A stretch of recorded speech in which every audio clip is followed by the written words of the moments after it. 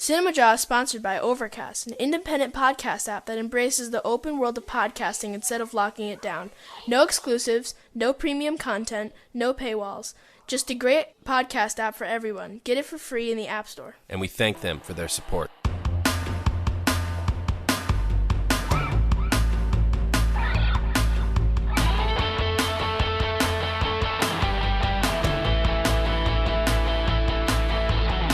Listening to CinemaJaw, the greatest movies podcast ever, recorded on location from our respective homes in Chicago. My name is Matt Kay, and with me is Rye the Movie Guy. And this week on CinemaJaw, Matt, we have a very limited amount of time to get through our top five because it's the end of the world. Boy, you know, normally that would be an obvious joke, but these days, you never know. You never know. 2020 wouldn't put anything past this year.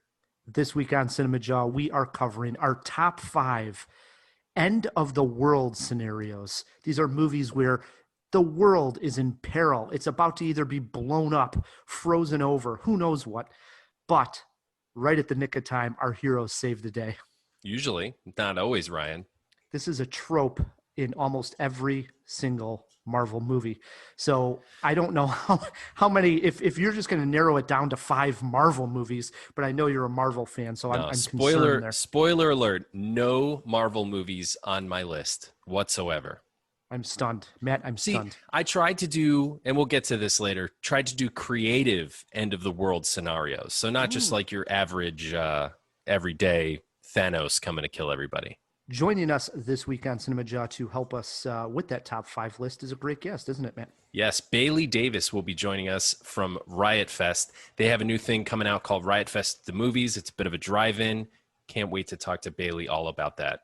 I know. I love that these fests are being creative and still doing something that makes it fun to get out and enjoy the arts. Lollapalooza, big music fest here in Chicago, was canceled, but they ended up doing sort of a virtual fest that I did participate in, and I'm so happy because Riot Fest, also one of my favorite musical festivals to attend, is doing Riot Fest at the movies. I think it's great.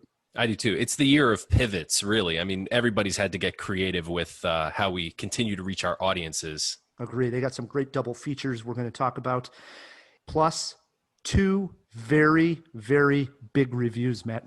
Yes, that's right. We're reviewing Tenet, which is the movie that they are touting as the first big movie back in theaters, Christopher Nolan's new film, and another huge movie we've all been at the edge of our seats waiting for, Bill and Ted Face the Music.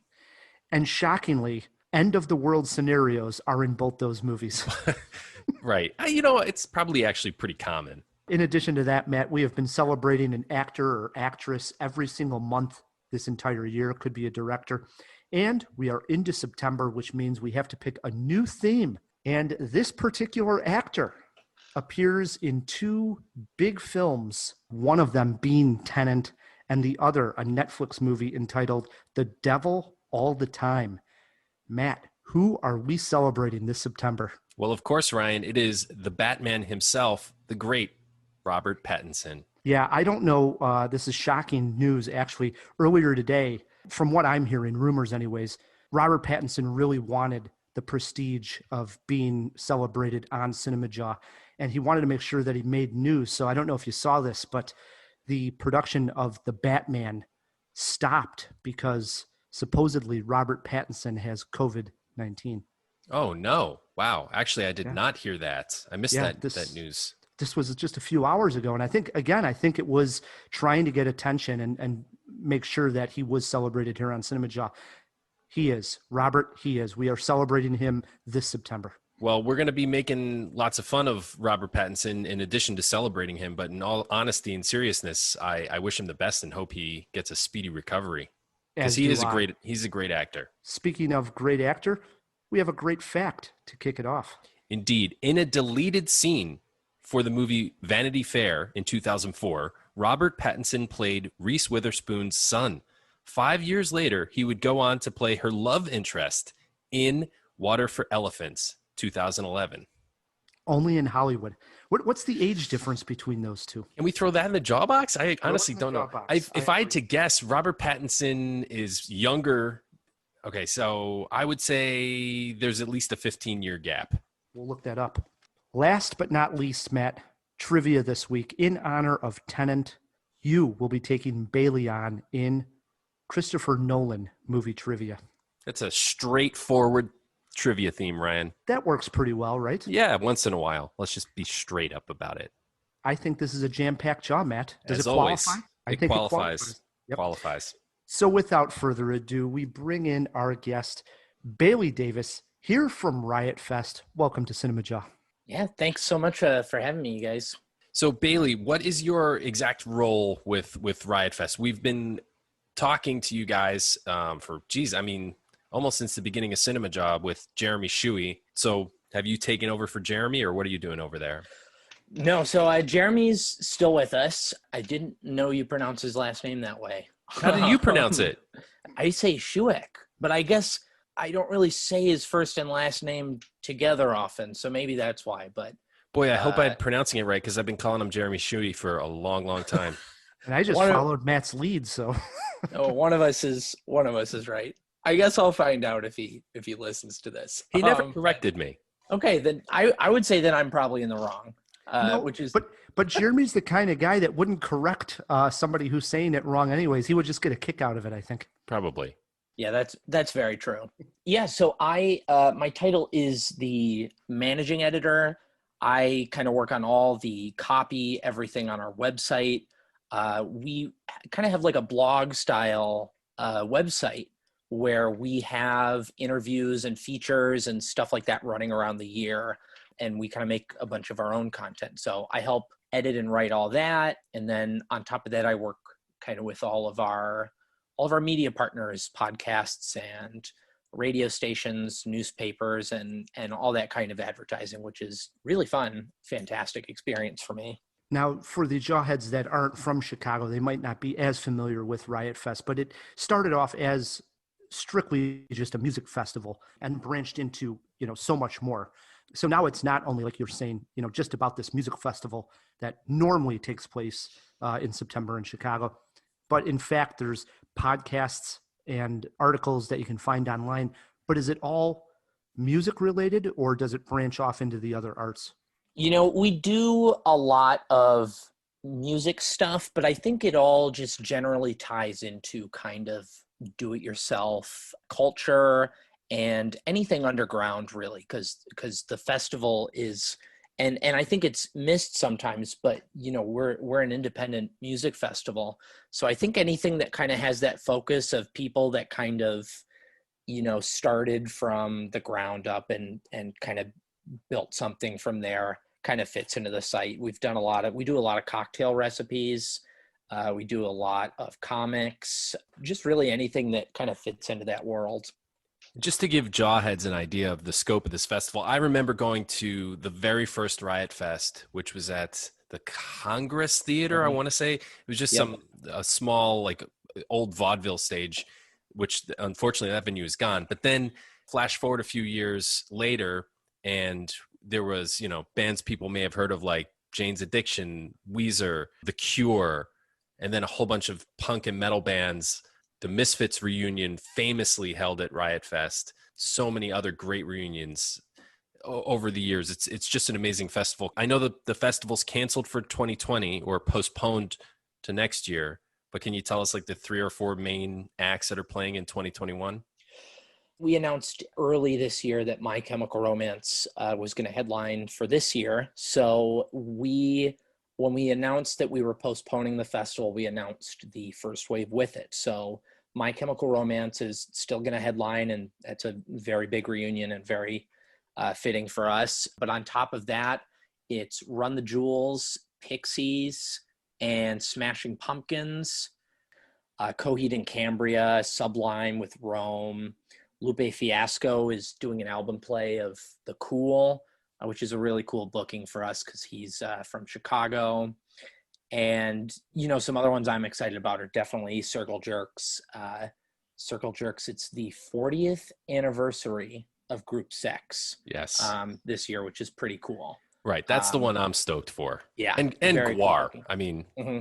Yeah. Oh, every year. Yeah. It's always a blast. They're practically the house band at this point. Yep. They're there pretty much every year, along with Taking Back Sunday for the most part, and Andrew WK. They're just like the staple. You're going to see them every year. And every year it's fun. Not to get into the weeds, but I still have my first Riot Fest ticket stub, and it was Dead Kennedys and the Misfits. Wow. Right? Wow. Yeah. Yeah. We have that poster hanging up everywhere from that first.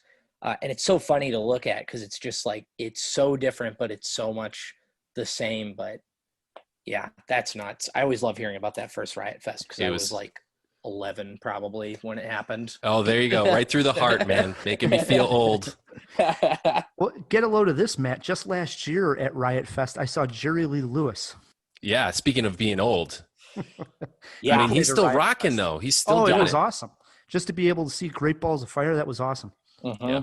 There was a circle pit that people started for Great Balls of Fire. That was pretty cool. And I can't remember the band, but someone started, it was like they just started playing Uno in the middle of the pit. Like they all sat down and started playing a full game of Uno. I can't remember the band, but I remember seeing the photos and I was like, that is just insane. That is awesome. So yeah, everybody obviously disappointed that these festivals are not taking place, being postponed. And so one of the great things that Riot Fest came up with was Riot Fest at the Movies, which is taking place September 11th and 12th in Bridgeview, Illinois. I believe this is at the SeatGeek Stadium pop-up, I believe is the where they have the drive-in movies. And what are the movies that are playing, Bailey? On Friday, it's going to be Clerks, followed by Kill Bill Volume 1. And then on Saturday, we're showing The Lost Boys and A Clockwork Orange. And those are at, I think it's just called the Chicago Drive-In.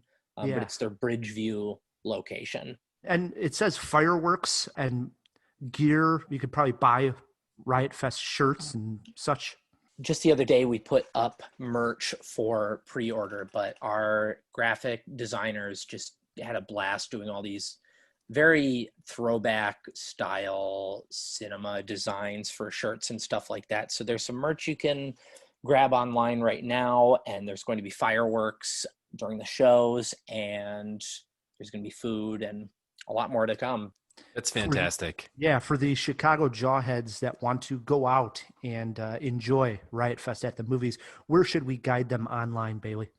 They want to head over to riotfest.org, and that is where tickets are on sale right now. You can get a pass for just one movie. If you don't want to sit for both, you can get a pass for all 4 movies, and you get a pretty nice discount. Nice. Yeah, do it, jawheads. And as always, we'll put a link in the show notes. Bailey, you probably heard at the top of the show, we're celebrating Robert Pattinson. 2 questions for you. One, are you now a fan of Robert Pattinson? I know a lot of people weren't that big a fan back when he was just doing the Twilight movies, but now he seems to have finally made a career for himself. And then 2, what's your favorite Robert Pattinson movie? Okay, so number 1, I will say I've always been a Robert Pattinson fan. Never have disliked him. And, you know, I think it's Taylor Lautner that was the other lead in Twilight. Yeah, the werewolf. Right. If he was the main guy in the movie, then maybe I would feel a little differently as like however old I was when that first movie came out. You know, maybe I would have been like envious of his giant abs or whatever. But I feel like from the start, like the casting choice of him is this weird, like yeah, you know, he's the total hottie in front of that movie, but he's like this weird kind of goth guy, you know, and that's why I think he's like an amazing pick to be Batman. I was just like so stoked about that. But I would say I've never been on the Robert Pattinson hate train, and I feel like everyone is kind of like getting a little served now, seeing him do all these huge films and, you know, very successfully break out of that Twilight mold. So number 2 for my favorite Robert Pattinson film, this is bad because I want to say The Lighthouse, but I haven't seen it. So that would be totally just a big lie. And I didn't see it because all my friends, you know, went to the Music Box here in Chicago and saw it without me. And I was like, it looks great. I don't want to go see that movie alone. That just not me. So I would say my favorite is the original Twilight, and I'll stand by that decision forever. I think his, when he just stands in the sun sparkling, is that? Yeah, the sparkling. It's like diamonds. I just think his, like, obviously, I mean, there was a ton he really didn't like about those movies, which it just makes it all the better. Watching all those interviews where he's just loathing every decision made. Beautiful. This is the skin of a killer, Bill. But I just, the direction, the choice of making him so pale and so, like, quiet, moody, kind of like creepy, just like watching Bella all the time. And I've only seen the first Twilight and the very last one. So I don't know most of the story, but watching that first one and realizing, like, not only is this like kind of a bad movie, this is like a bad book too. This isn't like some big magical like franchise. It's no Harry Potter. Yeah. This is just like one of those really bad young adult books that got a huge movie treatment. And I think it is aged so hilariously well. And every time I see clips of him in it, I'm just like, you go, Robert Pattinson. He proved all the haters wrong. And that is the perfect way to kick off Robert Pattinson month. And I was worried, Matt, that somebody going through this month, as we're going to be asking this question to various guests, that nobody was going to say the Twilight. And here it came right off the bat.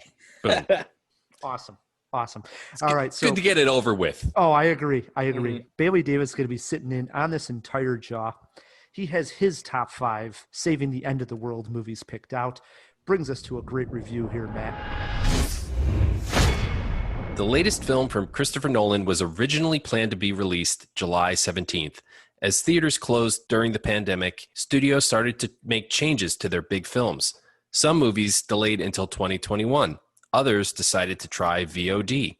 However, Warner Brothers kept Tenet listed as July 17th, hoping that we would be pulling out of COVID restrictions by then. It was not to be, but with Christopher Nolan adamant about a release in theaters, the date was only pushed back a month, and then another delay. Well, finally, it is here. Billed as the movie that will save the theaters, Tenet has arrived. Ryan got out to see if this film could possibly live up to the extreme hype. That's right, Matt. This was my first time back to a movie theater in over 5 months. Imagine that, walking around with the bad taste of Bloodshot, the theater film I last saw, in my mouth for 5 months. I needed to rinse that out. There are 2 things we know that Christopher Nolan loves: Michael Caine and the topic of time. Both are present in almost all of his films. His latest movie, Tenet, is complicated, loud, and quite amazing.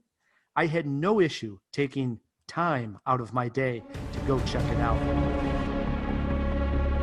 To do what I do, I need some idea of the threat we face. As I understand it, we're trying to prevent World War III. Nuclear holocaust. No. Something worse. All I have for you is a word. Tenet. It'll open the right doors, some of the wrong ones too.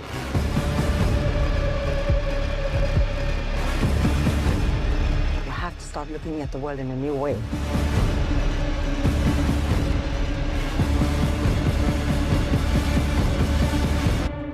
Tenet opens with an in-your-face, loud, fast-paced action sequence at the opera of all places.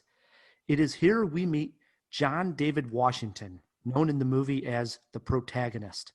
He is on a mission to locate an important asset. After being captured, he's able to escape in a way which proves he has passed the test to move on to a more important mission. Around this time, he meets Robert Pattinson's character, Neil, who becomes his partner. Now, Neil is much more in the know than the protagonist. We find out that someone in the future has figured out a way to invert time. In a scene most have seen in the trailers, items that are inverted, such as a bullet, move backward through time. They believe an arms dealer named Andre, played by Kenneth Branagh, is communicating with someone in the future. And in this future, they made a device capable of inverting the entire world called the algorithm. The future world is dying of global warming, and they would rather wipe out everyone in modern day who is causing this issue. Enough on the plot, because I cannot talk much deeper on it after only one viewing. Nolan loves to create these crazy rules in movies. Think dream on top of dream in Inception. Tenet takes a long time to figure out. My head was hurting just trying to keep up, and it was not helped by the sound mix. The score and every sound effect are very loud, making hearing the dialogue at times very difficult. At first, I thought this was just me being out of the theater for 6 months. Maybe they were always this loud and I just didn't realize it. Or worse, Matt, maybe during the quarantine, I became the old guy in the theater that's constantly asking what people said. What did he say, Ethel? What did he say? Looking online afterward, I was not alone in this complaint. But I think it was done on purpose. Nolan wants us engaged in trying to figure out the rules of Tenet, but he does not want us figuring it out until a big action sequence about an hour and 20 minutes into the movie. We finally see the protagonist get inverted in time, and we see things differently from that point on. And if I was a guy that talked in the theater, you would have heard me say, holy shit. When it clicks, it clicks. Tenet becomes so damn exciting. The action scenes are insane and will demand a second and third viewing to fully understand the scope. This is like the headiest James Bond movie ever made. A man trying to end the world and people traveling backward and forward in time trying to stop him. And yet it comes down to Elizabeth Debicki's long legs to save the day. Sorta. She's excellent in here, as is Robert Pattinson and John David Washington. I walked out of the theater thrilled, excited, and just so damn happy to be back. Wow, I was a fan of Tenet. Damn, man. So you think that this is a groundbreaking film? Is this a new touch point, like a Matrix?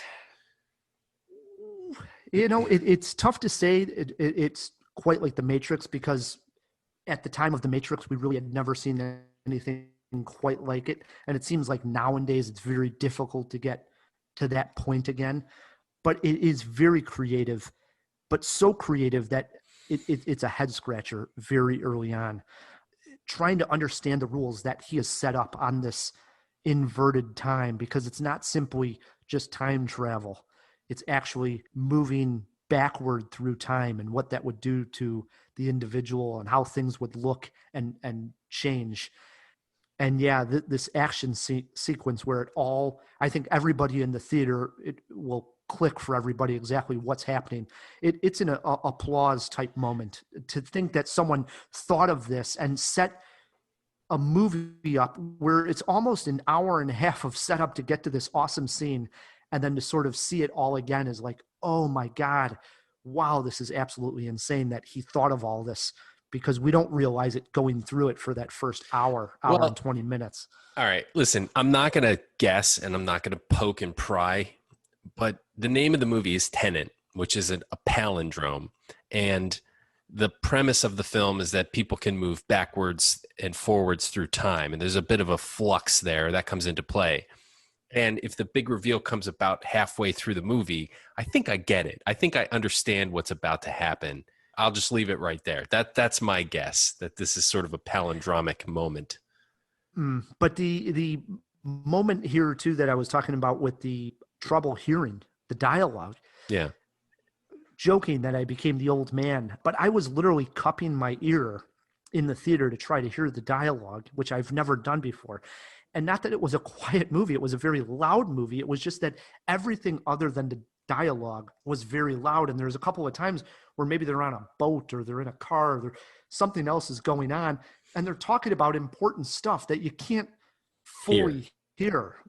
And I was reading fellow critic Brian Tallarico, his review, and he said the same thing, that it's purposely done because if we heard that dialogue, we would understand it so much better that we wouldn't have, the shock moment later on in the film of exactly what's going on. And I totally agree too. After watching a lot of Christopher Nolan's movies over again and lead up to Tenet, he loves surprising you in a way, be it The Prestige or so forth.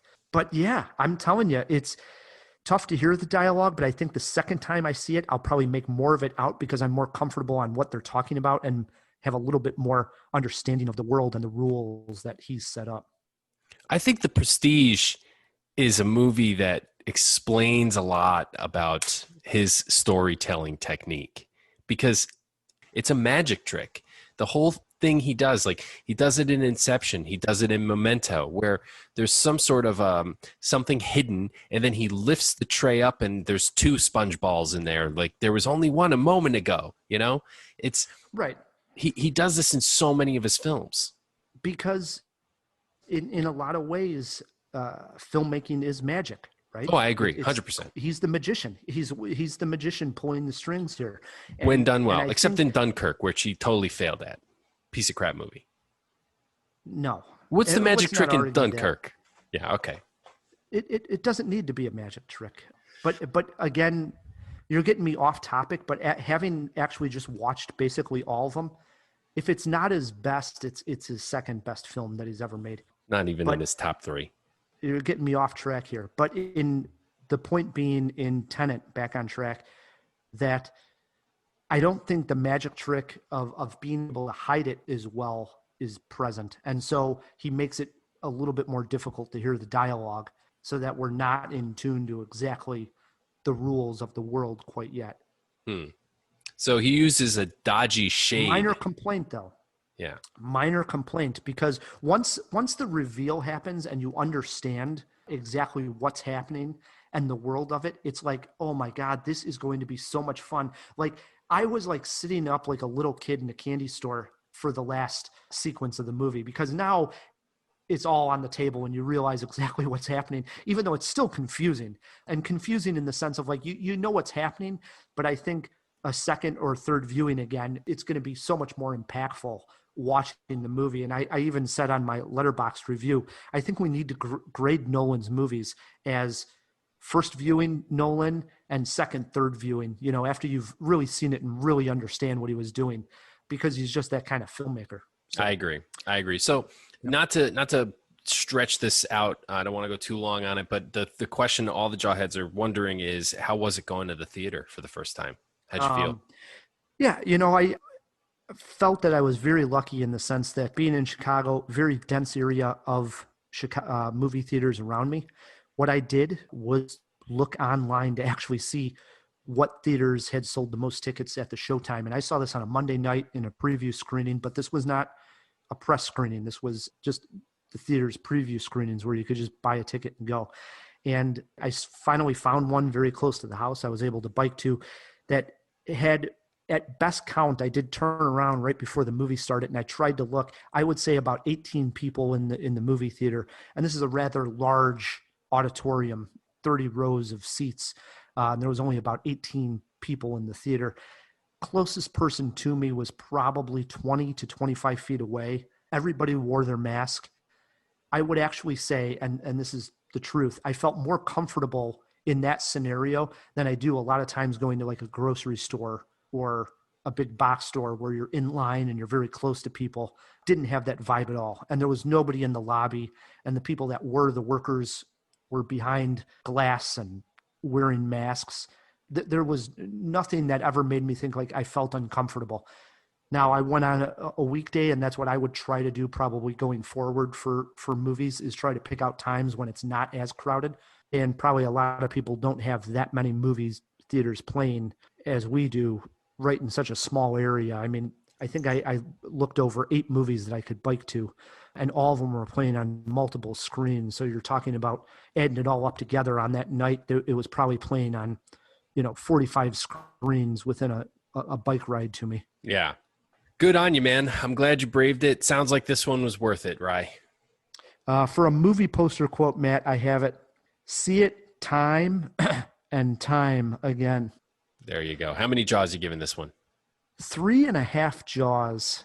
Again, that's first viewing. Put it this way, I'm eager to see it a second time, too. It left me wanting to rewatch this movie.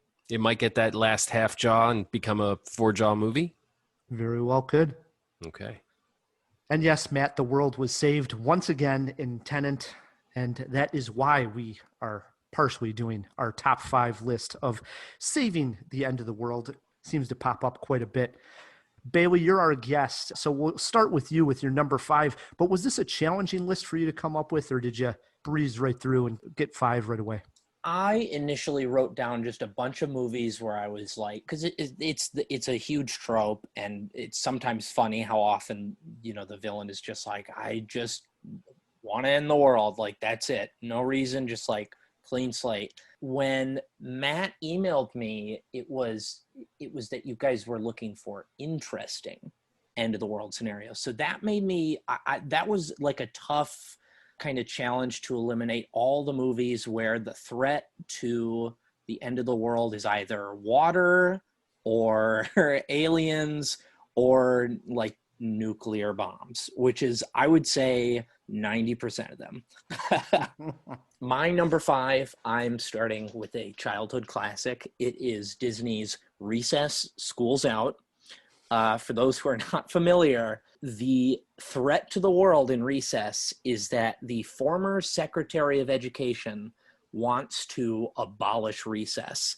And to do so, I know, stay with me. To do so, he has built this tractor beam that the, TJ and the other kids like walk in, they see them like, I think like moving a safe. And they're like, what's going on? And he's building this giant tractor beam to move the moon's orbit so that summer doesn't exist anymore, because in his view, if kids have to stay inside and like never go outside, all their test scores will go up. So the threat to the world is that this education politician wants to create a new ice age.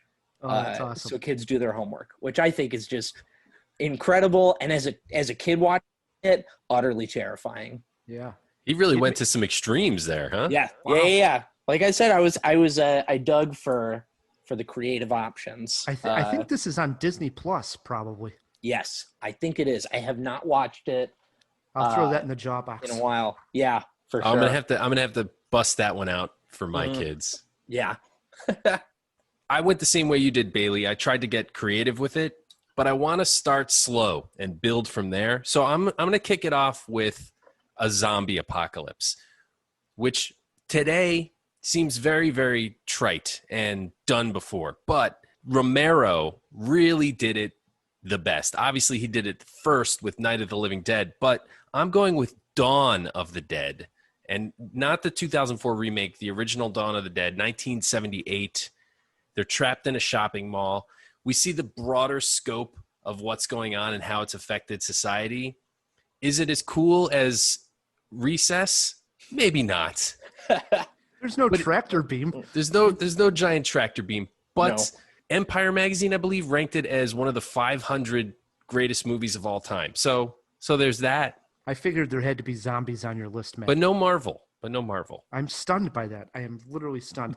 My number 5 pick, also, I wanted to be somewhat creative, but at the end of the day, when I look at it, I have a lot of the word nuclear all over my notes here. So my number 5 pick, though, I love the idea of blowing up the planet, turning it into a black hole. And probably the coolest thing in J.J. Abrams' take on the Star Trek series, 2009, was the destruction of the planet Vulcan, where Nero, who's played by Eric Bana, actually puts this red matter into the core of the planet, and that blows up the planet, turning it into a black hole. And the end of the film sees him come to Earth to do the same thing to our beloved planet here. But damn it, Kirk and Spock would not let it happen, Matt Kay. They just would not let it happen. Boy, I had no idea you were such a Trekkie. And because of that, we're still here, and I'm still able to podcast because of Kirk and Spock. Great guys, great crew, great ship that they're on. My number 5 pick, Star Trek, almost blew up the world, but did not. It was a great reboot, man. No doubt about it. Good pick. I rewatched that ending scene, getting ready for the Jaw. It's fantastic. I mean, it just looks cool coming out of the black hole, the whole time element. It's a really well put together action sequence at the end of that movie. It is, and he was hampered by so much like old continuity. The way that Leonard Nimoy passed the torch to Zachary Quinto as Spock was just chef's kiss. Perfect. I agree. That was my number 5. Into our 4s we go. What do you got there, Bailey? This was a 5 minutes before the podcast realization that Cabin in the Woods is actually an end of the world film. It is. And I totally forget about it because when I think of the gimmick, I think of the whole whichever object you pick is what horrible fate you're going to meet. But I forget that at the very end, there's that big hand that reaches up at the screen because they're supposed to be paying these tributes to the ancient ones, or else they'll feast on all of humanity. And looking back, it doesn't really make sense why they wouldn't just eat all of humanity instead of just eating 5 a year and being like, no, we'll call it good. But I just remember getting out of that film, and it's a great kind of gimmicky horror film. And I remember seeing it in theaters and seeing that big hand coming up and grabbing the screen because the 2 last kids survived, and they just they got to choose if the world ended or not. And they're like, screw it. Why not? And you kind of agree with them. You see that hand come up and tear down that house, and you're like, cool. All right. You know what's cool about that? It's one of the rare instances where they show something in a horror movie and it's actually scarier than what you were imagining. Mm-hmm. 99% of the time they show the monster and you're like, all right. No. Yeah. Once it comes into the light, you're not afraid. But that scene, actually, they went for it and they achieved it. Yeah. Back to my childhood, Bailey, to a movie that scared the crap out of me. And I honestly think to this day, if I put it on right now, I would cry over the death of Artax in the swamp of infinite sadness. I think I'm getting that right. Artax, you're sinking! Come on, turn around! You have to now! Come on! Artax! Fight against the sadness, Artax! The threat to the universe was the nothing in the never-ending story. It's a good pick. I forgot about this one. And the rock monster tries to describe what the nothing is, and he can't because he's just it's nothing. There's just nothing, and it's growing and it's enveloping everything. And you get to meet this wolf who's the herald of the nothing, and he is obviously thirsting for the end of the world. And his insanity, that character's insanity, scared the hell out of me because I think that was the first time I was introduced to the concept of total nihilism and somebody who would be happy to see the end of the world. And the nothing is a scary ass concept when you're a little kid. Mm-hmm. And that poor horse, that poor horse. Artax, yeah. Good pick, Matt. My number 4, it's funny because it's also a childhood movie, a VHS movie, much like Neverending Story was, that scared me also. But this was the first time that nuclear war was thrown into my mind as a young kid, and it comes from none other than Matthew Broderick in 1983's War Games, a school movie, much like Recess. And here Matthew Broderick, he's fiddling, changing report card grades, computer hacker, really cool. Well, he ends up getting into a game that is called thermonuclear warfare. Global thermonuclear war. And he ends up deciding to play as the Soviet Union against the United States in this game. But what he doesn't realize is that playing this game triggers this new computer that they have called the Whopper, W-O-P-R. And this thing does not realize that this is a game, and it's going to basically retaliate against the Soviet Union using real missiles. And of course, Dabney Coleman gets his panties in a bunch. Yeah. And of course, it comes down to Matthew Broderick and Ali Sheedy. They come in to save the day. They're in there in the war room playing tic-tac-toe, and next thing you know, the world's saved. That movie inspired an entire generation of both hackers and video game developers. I think it's one of the most influential movies in the tech sphere that you could name. It's probably either number 1 or number 2. War Games, my number 4 pick. Well worth a spin. Into our 3s we go. What do you got there, Bailey? For my number 3 is a movie I recently rewatched last weekend, and it is Bill and Ted's Excellent Adventure. No way! Another film that I would not think as the future of the world is at stake. But I just like latched on while watching to how amazing it was that on top of this, 2 dudes traveling through time for their history report, that they added on the stakes of, oh, and who's helping them and why? It's because if they don't start the Wild Stallions, this mega utopia of peaceful civilization just won't exist. Everything has been built on their poetic lyrics and music. It just held up so well when I watched it. And I haven't seen Face the Music yet. I'm looking forward to it, but that is my number 3. Nice pick. Sneak preview. Face the Music's worth checking out, especially if you're a fan of the originals. Excellent. So at number 3, I mentioned I don't have Marvel, but this one does star the Ancient One herself, Tilda Swinton, and Captain America, Chris Evans, Snowpiercer. And the threats to the world, to the end of the world scenario in this movie was a man-made ice age. So in order to combat climate change, scientists accidentally trigger a new ice age to the point where if you just go outside for a moment, you will instantly freeze to death. And that's used to great effect, like when they execute somebody on this train, that the last dregs of humanity are trapped on this like transcontinental train, and they're trying to get to the front. There's like a class war kind of thing going on in the train. I think it was creative. It was brilliant. It was probably the best science fiction movie of that year, maybe of the last 5 years. Well, that might be a bit strong, but it's a damn good original movie. Oh, heck yeah, it is. And I agree. So original and creative. I don't know how the TV show is, but they even spun off a TV show. That's right. Snowpiercer. I haven't seen it either. Swings it over to my number 3. And wow, I go back-to-back nuclear war threats. One of the things that scares me is having like a hothead or someone that's just trying to one-up somebody, and because of that, in the moment, starts nuclear war. Might have some of that going on right now in modern days. So in 1995, 2 huge personalities, 2 titans, 2 very confident actors, button heads in a fantastic showdown at the end of this movie. The 2 actors I'm talking about is Gene Hackman and Denzel Washington in 1995's Crimson Tide, which is a submarine movie in which they both play officers, and also it's based in somewhat on a true story. In order to shoot nuclear missiles off of a submarine, both officers on that sub have to give the okay. You can't have... And like turn the key at the same time, right? Yeah, I don't know if the key might be a little much, but they both have to definitely agree, okay, it's good. We have to use the nuclear, warheads. Like the 2 kids at the end of Cabin in the Woods.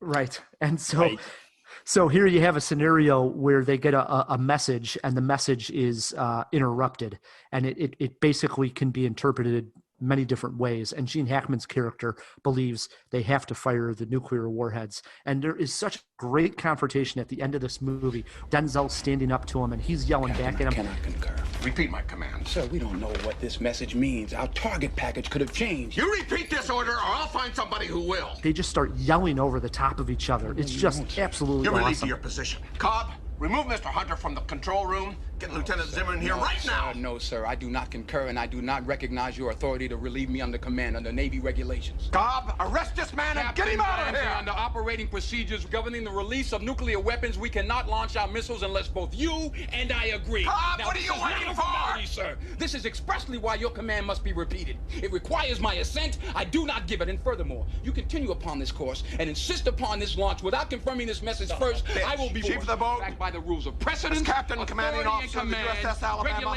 I order you to place the XO under arrest on the charge of Navy mutiny. regulations. I say again, I order you to place the XO under arrest under charge of Oh, And, damn, I got to see that. And after a while, obviously, Denzel, who doesn't want to shoot the nukes, wins, and we know this because we're still here. We're still podcasting. If it wasn't for Denzel, nuclear war would have started, but Denzel saved the day. Great movie, though. Crimson Tide, my number 3. Thanks, Denzel. Bailey, number 2. What do you got? My number 2 is a film where the world, in a way, has ended, but still there is kind of a struggle for survival. And that would be The Matrix, which I think is just the coolest. The reveal where you find out that Neo and all these people are just these batteries that haven't, woke up, is kind of like you're sitting there halfway through the movie and you kind of think like, oh, well, that's that. Like, that's over. How are they going to beat these giant machines and these sentinels that crawl through these tunnels, and it's just like so hopeless. Like, it just does not look like they have any chance. I think the threat of kind of the machines and using humanity as these batteries is the most interesting take of kind of AI revolutions, which I feel like is a more prominent theme in a lot of movies now, but nobody's done it better than The Matrix. And I think it stands as kind of like the world already did kind of end, but there's this huge uphill battle. I agree. And I think AI is actually one of the scariest and most realistic threats. Mm-hmm. Like I said at the beginning with the zombie apocalypse, I was going to try to get more creative as I went on. And when I first saw Children of Men, I thought, oh man, no one's ever done that before. So the threat or the end of the world scenario is mass infertility. And it's been caused by some sort of pandemic that happened in the film. I can't remember exactly how. Did they explain how, Ryan? Like why people can't have kids? I forget. I haven't seen it in a long time, but I know they talk about possible reasons on why right at the top. Right. But it's an amazing film. Very early in the movie, the scene where he goes to get a coffee and there's just this explosion and the chaos on the street. I remember the first time I saw Saving Private Ryan thinking, well, that's it. That's what it's really like. And then I saw Children of Men. I'm like, oh no, Saving Private Ryan by comparison is like theater. It was so realistic, so gritty, just took it to a whole new level. And that's a damn scary end of the world scenario. It's a great one. Great camera work in that movie, cinematography. Yeah, totally agree with you. My number 2 pick, now that I'm off of my nuclear scare, the thing that after I realize, okay, there's not going to be nuclear war, what is going to wipe us out? And then it haunts me. It's going to be the kaiju. And oh, yes, it is going to be them. Yep. Right? The kaiju that come through from another dimension when a breach comes in the Pacific Ocean and they start destroying our cities, all hell breaks loose, and we have to come up with these giant robots to fight back, which clearly is the best solution, is definitely giant robots. We should name them after like a 1990s liqueur that everybody was really into. Right. So Pacific Rim 2013 is my number 2 pick, obviously directed by Guillermo del Toro. There's a sequel out there, Pacific Rim Rising, not nearly as good, don't need to see it, but the first Pacific Rim and the ending of that movie, the idea of how they're going to get through the breach, they realize that they need DNA from one of the kaiju to get through the breach. And again, this is a scene that I just watched before we started recording, and so beautifully shot as they go through, and nuclear does come up because they're going to basically blow off a nuclear bomb on one end of the breach and then somehow get back. So exciting of an ending to that movie. Just fantastic. I never thought I would have liked it. The premise alone, I remember thinking like, it's just going to be whatever. And wow, with the talent behind it, Del Toro just made this into something so much more than it should have been. It's a classic sleeper, right? Nobody thought this movie was going to be any good. It was a giant monster movie, action throwaway movie, but this was also before Del Toro had Shape of Water. People weren't as Pan's Labyrinth was out, but people weren't as familiar with him So it didn't have that name status to bring it up. And it just punched way above its weight. Here it is. It's CinemaJaw, our number one, save the world, end of the world scenarios. What do you got sitting there, Bailey? My number one pick, and one of my favorite movies of all time, would be Akira. Nice. I think the threat that kind of travels up through the whole movie is so sneaky. So like you don't know this is a movie about truly the most terrible catastrophe you could imagine. It's just, you start out and it's just this badass biker gang, just a beautiful animation. It's so exciting. And by the end of it, when you get into this whole, government conspiracy to cover up these, the kids, the espers that have these psychic powers, and you watch Tetsuo gain those powers and then kind of lose control of them when he's morphing into that giant flesh abomination. It's just like, it is every time I see that scene so terrifying, because it's totally like it's not like oh, the bomb's going to go off and everyone's going to blow up, or, we're going to run out of water and everybody's going to die. It's just this thing of flesh just growing at who knows how fast. And, miraculously it ends and he, like all big anime movies, he turns into God or something like that. but I think the threat of this big expanding blob of flesh is just like one of the scariest things I've ever seen. But it's still to this day one of my favorite films. No arguments here, man. I love Akira. Had it on my list for an honorable for sure. Mm-hmm. This is a movie I've talked about quite a bit, but the only reason I include it again is because we're doing creative end of the world scenarios. And man, I can't think of one any weirder than Alfred Hitchcock's The Birds. Where the hell did he get that idea? Like all of the birds in the world simultaneously deciding to attack humanity.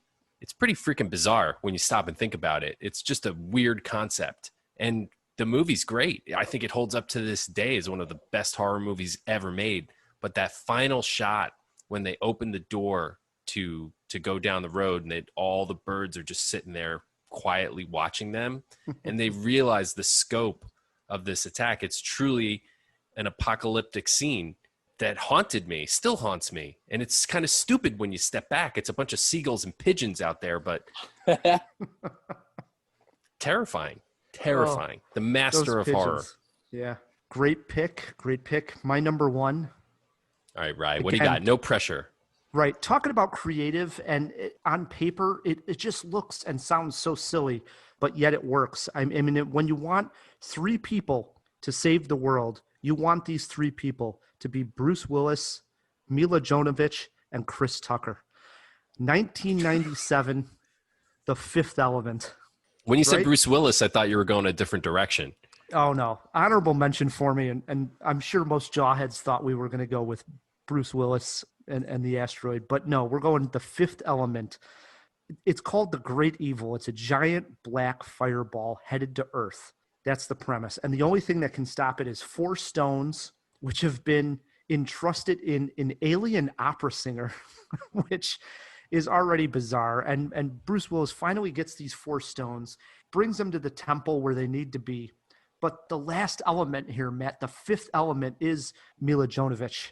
And she, now having seen humanity and the bad side of humanity, can't connect the stones, can't give herself in. She needs that love from Bruce Willis. And the world needs Bruce Willis to love. Right now, Bruce, give your love, goddammit. And he does it in the last second of possibility. He says he loves her, and next thing you know, the world is saved. That's all it took, Ryan. See? Little peace, love, and understanding. My number one, The Fifth Element. It is very exciting and just a blast of a movie. If you haven't seen it, definitely do. Honorable mentions here. Yes, Armageddon, 100%. Independence Day. Okay. Yeah. Obvious Aliens. ones. Yeah. We're going creative. Edge of Tomorrow, Tom Cruise. Yeah, that's a good one. I like it. Keeping with my nuclear theme, Dr. Strangelove. Yeah. And last but not least, Danny Boyle's Sunshine, where they go in to reignite the sun. It's a good one. Quickly, my honorables. Night of the Comet. Just one of the best non-zombie movies ever. Kingdom of the Spiders. I've mentioned this before. It stars William Shatner, and it's about tarantulas, regular-sized ones, but they're just a swarm of them, kind of like the birds. But it's actually worth checking out. The Day After Tomorrow, I don't know. It belongs in the list. And we already said Akira. I would put in Mad Max Fury Road, which as much as I wanted to include, the threat to life is water and gasoline, and that's not very interesting, as amazing as that movie is. And my other honorable mention would be, in my opinion, the best bad disaster movie ever, which is 2012, which came out in 2009. But just the way they get in those pods, those giant pods where the tickets are, I think it's like a billion euros to get a ticket, is so like, it's so stupid, but at the same time, it's like, that is exactly what would happen. You know, the president would not tell anyone until the last moment possible. I think the guy, whoever's the president in the movie, is like standing like on ground that's like, there's an earthquake going on, and he's like telling, like in the middle of the earthquake, he's like, my fellow Americans, we're all about to die. And it's very like, yeah, that's how it would go down. Seems legit. If we missed your favorite end of the world scenario and you have Twitter pulled up, shoot us a tweet, or you can always email us, feedback@cinemajaw.com. We are going to take a quick break, and when we come back, we have a review of Bill and Ted Face the Music, plus Bailey takes on Matt in Christopher Nolan movie trivia. Stick with us.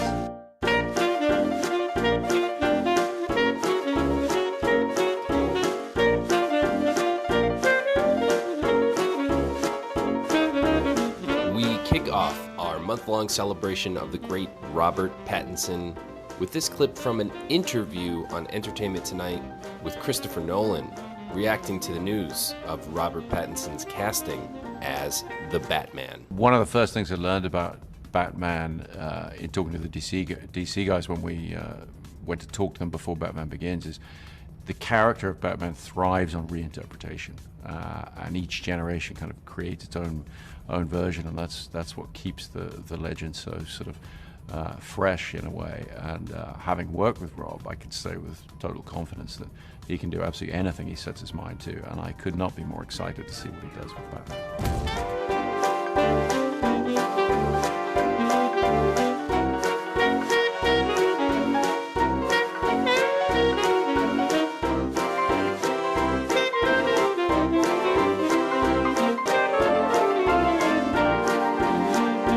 And we are back on CinemaJaw, hanging out with Bailey Davis from Riot Fest. So, Bailey, I was wondering, with the Riot Fest at the movie film lineup, how did you make the selections of the specific films? So Riot Mike kind of came to us with the idea of doing this drive-in thing, and just made this big Google Doc, and the whole staff just kind of like threw in whatever movies we thought would be fun. There wasn't like a rule of making them music focused. I actually think it's pretty cool that of the lineup, these really aren't like music cult classics. They're just like cool films. But we just had like a big list, and we just kind of pulled 4 from that list of staff favorites and ended up with the lineup we have. That's amazing. No Kill Bill Volume 2? Yeah, I know. I think 1 and 2 were released separately in theaters, so I don't feel like you're missing the second part. I also feel like the second part, even though I know it was supposed to be like one film together, but they differ so much. They do. And the first one is just, in my opinion, a way better like drive-in popcorn flick. 100%. I agree with you. Mm-hmm. Right. The second one, more like laid back on your couch watch. Also excellent. But I agree with you. If you're going to do something at a drive-in, mm-hmm. Kill Bill Volume 1. It's so much Absolutely. fun. Well, what I was going to say is you'll just have to do another drive-in. Yeah. Get to work on that. Again, Bailey, for the jawheads in the Chicagoland area that want to go out and check out Riot Fest at the movies, where should we send them online? You can head over to riotfest.org. Tickets are on sale now. Do it, jawheads. Yep. Before we get to Bill and Ted Face the Music review and movie trivia, we did throw a couple items into the jaw box. Let's open up that jaw box. What's your pleasure, Mr. Cotton? The box. We got a box! No, what's in the box? All right, Matt. Couple of things inside the jaw box in addition to just the questions here. But we'll start with these two questions. The first one was this. What's the age difference between Reese Witherspoon and Robert Pattinson? As we found out in Vanity Fair, the scene was deleted, but Robert Pattinson was scheduled to play her son 5 years later in Water for Elephants. He was playing her love interest. I guessed around 15 years, so how close was I? 10 years apart. Reese Witherspoon, 44 years old. Robert Pattinson, 34 years old.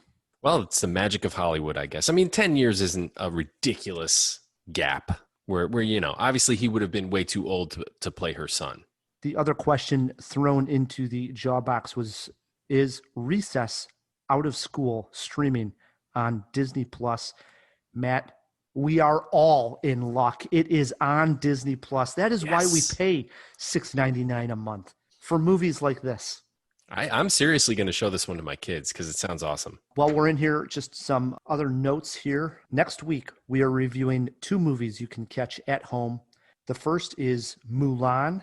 Speaking of Disney Plus. Yep. Speaking of Disney Plus, Mulan. And we will also be taking a look at Charlie Kaufman's latest on Netflix, I'm Thinking of Ending Things. So do check out those two movies in preparation, as we'll be talking about those two next week. And one other thing we have not mentioned yet, Matt. September is CinemaJaw Awareness Month. Oh, that's right. Yes, it's back. CinemaJaw Awareness Month. So this is what you got to do, Jawheads. Tell somebody you know about CinemaJaw. It's that easy. Just tell somebody you know. Put it on their phone. Take their phone and put it in their podcast app. Or if you don't want to touch their phone, make them do it. And as a reward to all the loyal Jawheads, we're going to be doing a special series on Patreon for our Patreon patrons only. We're reviewing bad superhero films. We're going to do at least 3, maybe more. We'll see. For the month of September, tune in on Patreon for our bad superhero reviews. We're going to kick it off with Catwoman. 2004 Yes. Halle Berry. Yes. Catwoman. This is true. Me and Matt just sat through Catwoman. Oof. Oh, man. And we have a review. So do join us on Patreon, and we will be posting these bad superhero movie reviews. Yeah, it should be fun, Jawheads. We're going to rip into some of these stinkers. I agree. All right, that's everything in the box. Let's close this jaw box.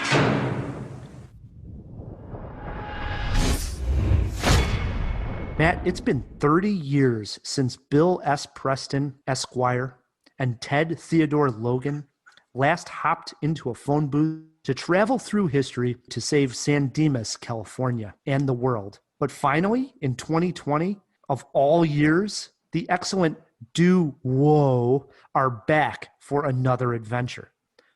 30 years have passed for them as well, and after some initial success, their band, Wild Stallions, has fallen apart and failed to release the one song that will fulfill their destiny and unite all of humanity in harmony under rock and roll. Trolls World Tour. Even the ever-optimistic Bill and Ted are beginning to lose hope in ever creating the one song to rule them all. And their marriages, professional lives, and very friendship begin to suffer under the strain. The one bright point, their respective daughters, Thea Preston, played by Samara Weaving, and Wilhelmina Billy Logan, played by Bridget Lundy Payne, who are each a chip off the old block and only want to help their fathers unite the world in song. When the future comes calling again in the form of a killer robot and a ticking clock, which makes dubious sense in a time travel film, the pair are off again to get the song by any means necessary, even if that means traveling through time to the future to steal it for themselves. So, the intrepid Matt Kay stepped into a phone booth, dialed up 2020, and faced the music. 25 years ago, you played a concert in front of the entire world. 1 month ago, you played in Barstow, California for 40 people, most of whom were there for $2 taco night. Bill and Ted, what have you got to say for yourselves? Be excellent to each other. And party on, dudes. You were supposed to unite the world and save reality as we know it. Bill, we've spent our whole life trying to write the song that will unite the world. Why can't we just go to the future when we have written it? Whoa! And take it from ourselves. But isn't that stealing? How is that stealing if we're stealing it from ourselves, dude? Right, I had a lot of fun with Bill and Ted Face the Music. Yes, the plot is silly as hell, and yes, Keanu Reeves looks like Severus Snape without his now trademark beard, but the movie is self-aware enough to be a fun, nostalgic romp. As soon as Kristen Schaal shows up as Rufus's daughter, I was like, oh, okay, I completely understand now. And by the way, that lady is on a roll lately. Both Reeves and co-star Alex Winter more or less re-embody the Valley Boy burnout characters that we grew to love in the early 90s. And the performances were actually surprisingly good from both men. Enough of the old cast is back to service the hardcore fans of the series, Alex Winter's mom. And there were fun callbacks and throwbacks. All the no ways, bogus, and excellent and air guitars are in their proper place. What's slightly confusing is the whole daughter aspect. I guess it's a passing of the torch, an attempt at a new franchise, I guess, but that part more or less falls flat. The girls are just shabby carbon copies of their dads, and unfortunately, neither actor really brought anything of substance, dare I say, to either role. The movie might have been better without them. After 30 years, I'm just not sure this is going to find a new audience. This is an excuse in nostalgia that people roughly our age with certain sensibilities will eat up and enjoy, but a new Bill and Ted has not been launched. Like I said, I had fun with this. There were several laugh out loud moments. One in particular that I had to rewind a few times just to watch again involves Ted, Keanu Reeves, meeting his older self and apologizing to him for never really getting to know him, as well as a prison scene that had some pretty outstanding special effects makeup. This movie is neither excellent nor bogus. It's a fair enough look back and made me feel old as I laughed at it. I did not see Bill and Ted Face the Music, and I just wonder, when was the last time you actually saw the old films?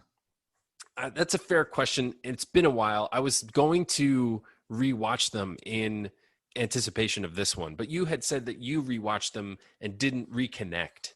So I was afraid. So I wanted to go in fresh and not rewatch them. So it's probably been, I don't know, man, 15 years at least. Wow.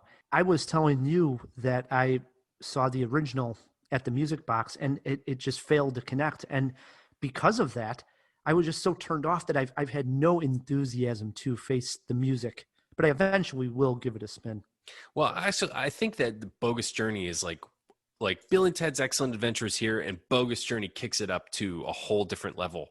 And this one is way more in the vein of Bogus Journey. So if that does anything for you, if you guys are if the Jawheads are familiar with those two films, this is more like the latter, which is the superior of the two. It's available on video on demand. The price tag, I believe, was $20. Would you recommend the Jawheads give it a spin? Here's what I would say. Anybody under the age of, like, say 30, maybe 35 would be just fine skipping this. If you're a fan of the original films, you're a fan of Keanu Reeves from the 90s, then yeah, this is totally worth checking out. It's a nostalgia indulgence. Is it worth $20? I think maybe that's a little steep, but if you got a couple, you're sitting on the couch, you're putting some popcorn on the pan, yeah, this is worth $20 for a couple of people or a family. It's family friendly too. You could watch it with the kids. They won't get it, but nothing there that's inappropriate. Movie poster quote? I kind of went with what I said in my review. A Trip Through Time. Not excellent, but not bogus. I give this 2 jaws. It's a 2-jaw movie. I say go ahead and see it, but if you don't, you're not missing anything crazy. 2 jaws from Matt K. Like I say, eventually somewhere down the line, I will catch up with Bill and Ted once again. All right, Matt, you hear the music. That can only mean one thing. We're playing some trivia on CinemaJaw. In honor of Tenet, which we reviewed earlier in the podcast, we are playing Christopher Nolan movie trivia. Bailey, you're our guest. It works like this. You get to choose if you want to go first or let Matt K go first. There are steals, and if you get hung up on any question, you get 1 rescue. Rescue me, Ryan. I have clues to all the questions. They start off very easy. I'll go first. Why not? All right. Like I say, softballs to get them going here. Question 1 over to you, Bailey. Who played Batman in Christopher Nolan's Batman movies? That was Christian Bale. That is correct. He is on the board, 1-0, Bailey. Question 2 over to Matt K. Speaking of Christian Bale, he appears in one other Christopher Nolan film besides the Batman trilogy. Name it. Oh, wow. Oh, man. Is it that one that nobody has seen? The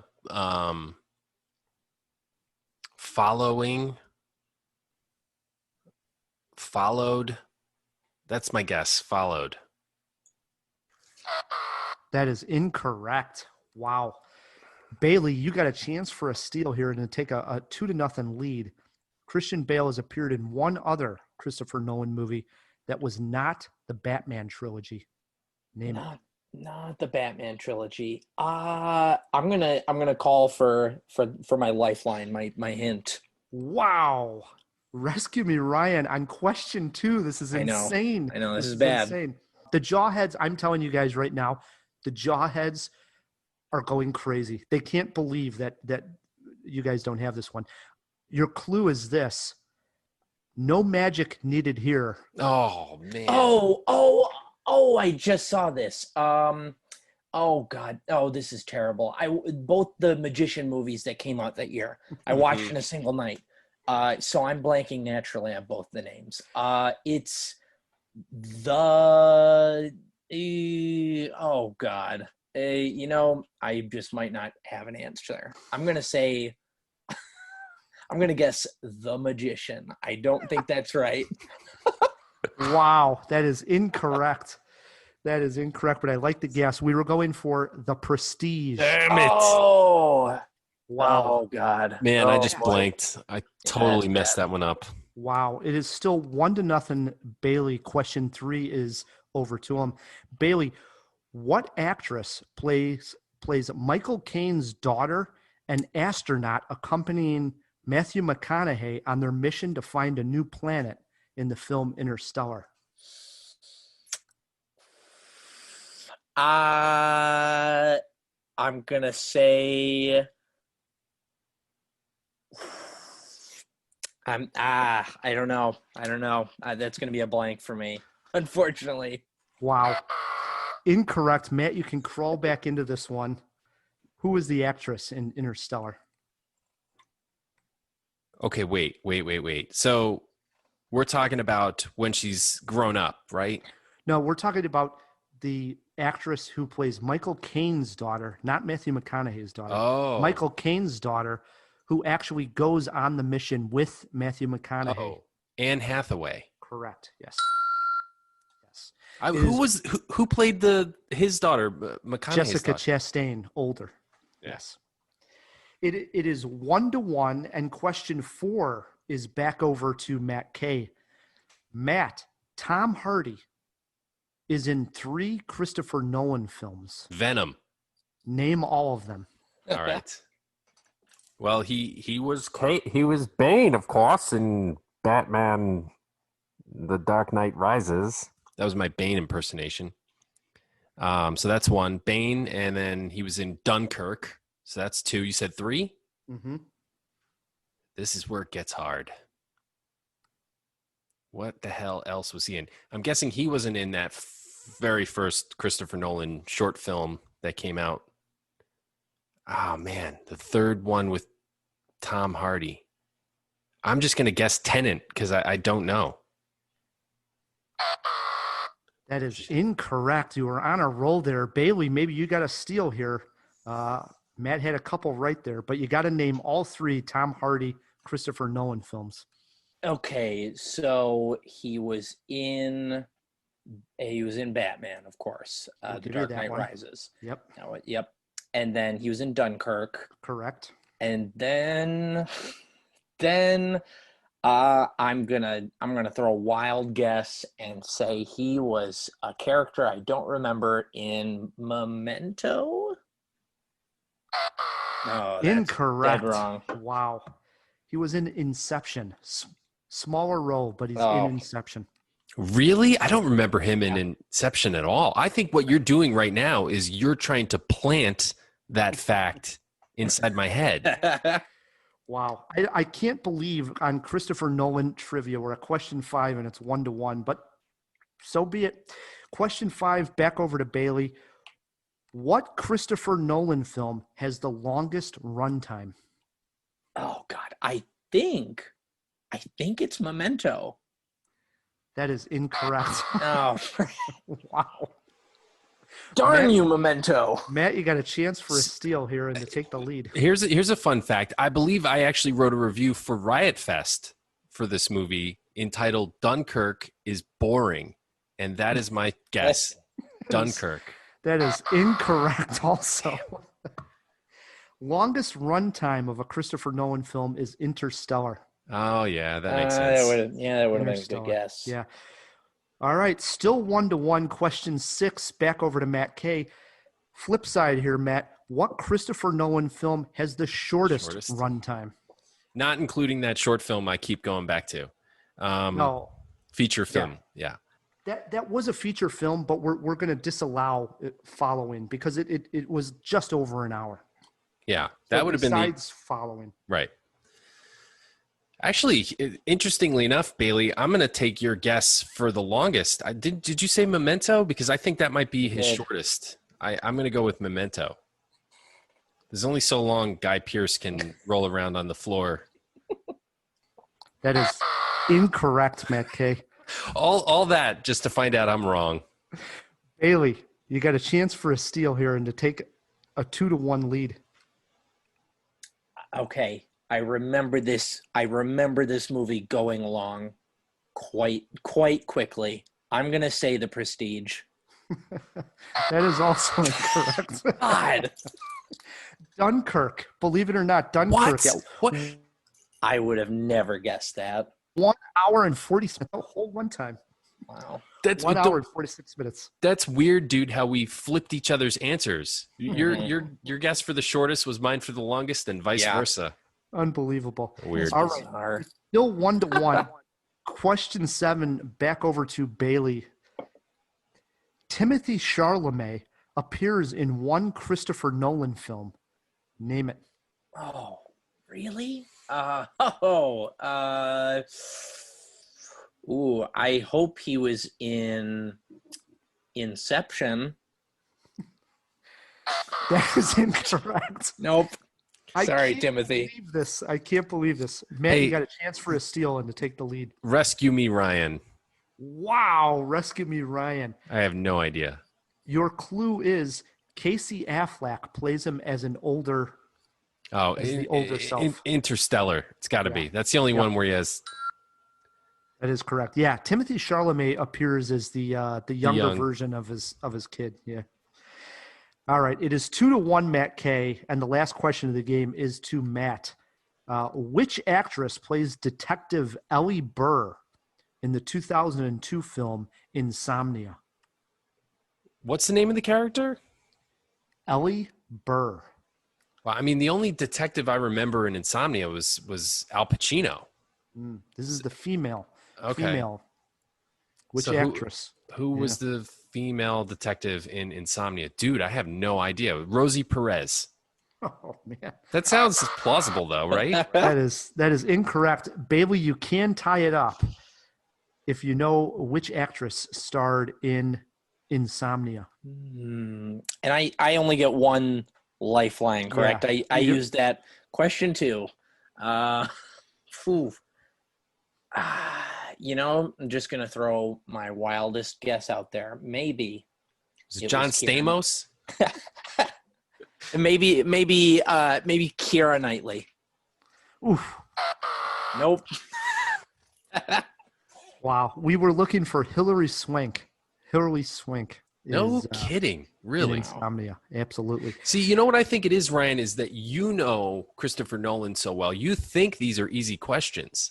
Well, I love to hear if the jawheads think this was easy or hard, because I'm not joking, Matt. After I wrote the questions, this was one of them. I thought, this stinks. Everybody knows these questions. It's going to be 4-4 at the end of the game. I didn't even see any one that anybody could possibly get wrong, except maybe Hilary Swank. I'm stunned, but it ends 2-1. Matt K does win this one. Virtual handshake, yes, guys. Virtual fist bumps. Yes. If it came down to a tie, we call it a jawbreaker here. This question would have been over to Bailey. Bailey, what does Christopher Nolan love more, time or Michael Caine? I gotta say time. As much as he loves Michael Caine. That's incorrect. It is Michael Caine. It is the real jawbreaker was this: age of Hilary Swank, closest to. Matt, you got to guess. The Swankster. I love that name, by the way, Hilary Swank. I mean, she missed her calling as the lead singer of a band at Riot Fest. I genuinely think that. So she was the third Karate Kid, right? Or she picked up the mantle after Daniel-san left the franchise, and she was young then. That must have been early 90s. Boys Don't Cry. She's 50. 50. Lock him in at 50. Bailey, you got to guess? I do not have the slightest clue, unfortunately, Ryan. Well, he said 50. So you think a little younger or a little older? What do you think?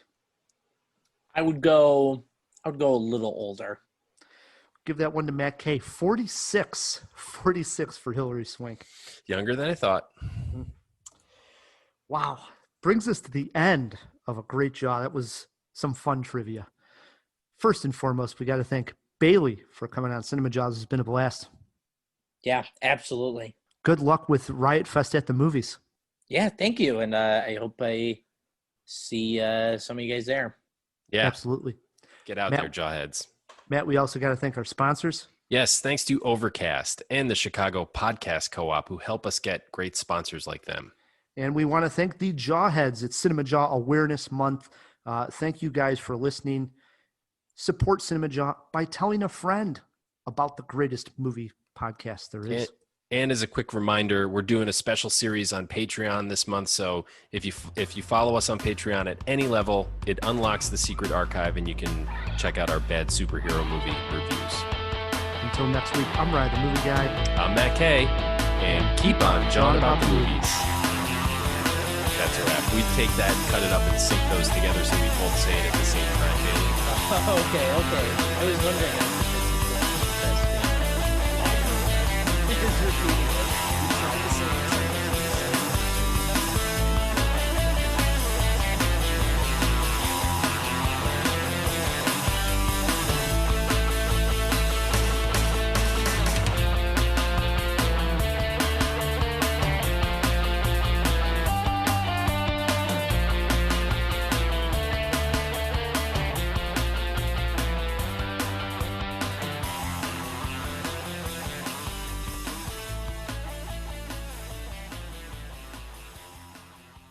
I got to look up the second film. Damn it. Sorry.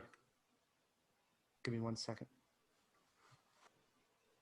Way to go, Ryan. Way to do your research. You're a professional journalist.